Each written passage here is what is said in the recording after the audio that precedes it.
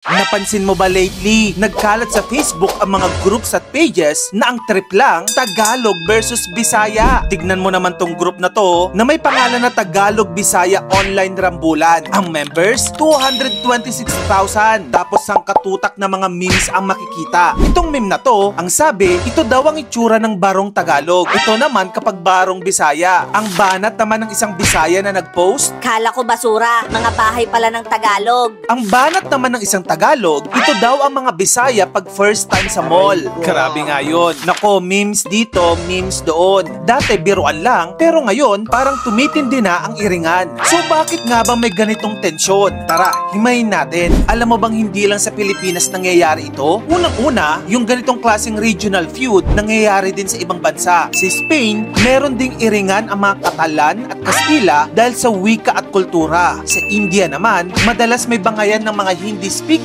laban sa Tamil. Kahit nga sa China, matagal nang may stereotype laban sa mga taga-probinsya kumpara sa mga taga-Beijing o Shanghai. Ibig sabihin, normal ito kapag ang isang bansa ay maraming wika at kultura. Pero sa atin, lalo itong lumalalim dahil sa history, media at politika. Alam nyo ba na may mahigit na 170 na wika sa buong Pilipinas? Pero pagkatapos ng independence natin, ang pinili ng gobyerno bilang base ng national language ay Tagalog, na kalaunan ay tinawag na Filipino. Para sa mga hindi Tagalog speaking regions tulad ng Visayas at Mindanao, parang sinabi nila noon, hello, paano naman kami? Kaya maraming Bisaya ang nakaramdam na na-left out sila. Imagine, isang buong bansang may iba't ibang boses, pero iisa lang ang pinakikinggan. Natural, nag-ugat yan sa resentment. Pero hindi lang ito usapin ng lengguwahe, pati politika. Kilala ang term na Imperial Manila kasi halos lahat ng power concentrated sa National Capital Region. Nandun ang Malacanang, Senado, Kongreso at mga departamento ng gobyerno. Ang kapangyarihan kadalasan nasa Luzon. Kaya sa Visayas at Mindanao, may pakiramdam na laging nasa gilid lang sila ng national decision making. Kaya naman mula nang naging presidente si dating Pangulong Rodrigo Duterte, pakiramdam nila nagkaroon sila ng representation sa highest position ng bansa. They felt empowered, they felt represented. Kaya wag na magtaka kung bakit ganun na lang sila kasolido sa pagsuporta sa kapwa nila Bisaya. Maliban dyan, isipin nyo to, mula budget allocation, infrastructure projects, hanggang media coverage, kadalasan mas malaki ang napupunta sa NCR kaysa sa ibang rehiyon. Ito rin ang dahilan kung bakit lumakas ang regionalist movements o yung mga nagtataguyod na dapat pantay ang pagtrato sa lahat ng rehiyon sa bansa. Sumulpot din ang mga separatist sentiments o yung mga taong naniniwala na dapat ihiwalay na ang Luzon sa Visayas at Mindanao. Maliban sa politika, andyan din ang factor ng cultural at regional pride. Kumbaga sa pelikula, ang bida lagi Tagalog. Sa politika, business, showbiz, halos lahat nasa Maynila. Kaya ang mga Bisaya, proud sa sarili nilang kultura at wika, pero madalas na may misrepresent. Yung ibang mga tao nga ini-stereotype pa ang mga Bisaya bilang probinsyano o comic relief lang sa TV. Siyempre, nakakainit talaga ng ulo yun. Kaya nagiging kami versus sila ang dating. Pagdating naman sa media representation, kung pag-uusapan ng mainstream media, ABS-CBN, GMA,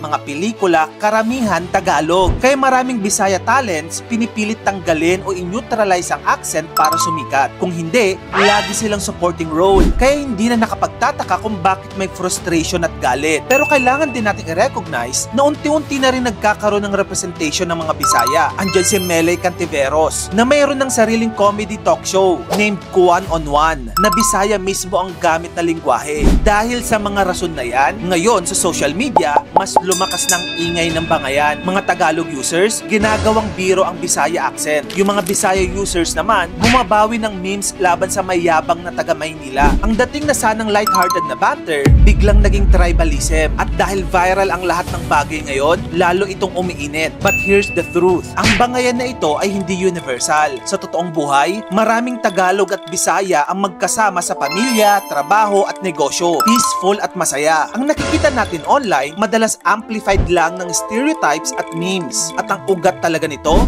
representation, respeto at inequality. Hindi mismong wika ang problema, kundi yung pakiramdam na may nauuna at may natatabunan. Kaya mga kamagkano, Tagalog man o Bisaya, pare-pareho lang tayong Pilipino. At tandaan, ang tunay na kalaban natin ay hindi kapwa Pilipino, kundi korupsyon at yung mga buhaya na pareho nating ayaw. Mapatagalog man yan o Bisaya. Kung gusto mo pa na magayto pang klaseng content, dito lang yun sa channel ko, kaya follow ka na. Mag-subscribe ka na rin sa aking bagong YouTube channel. channel. Yun lang, maraming salamat sa panonood mga kamagkano.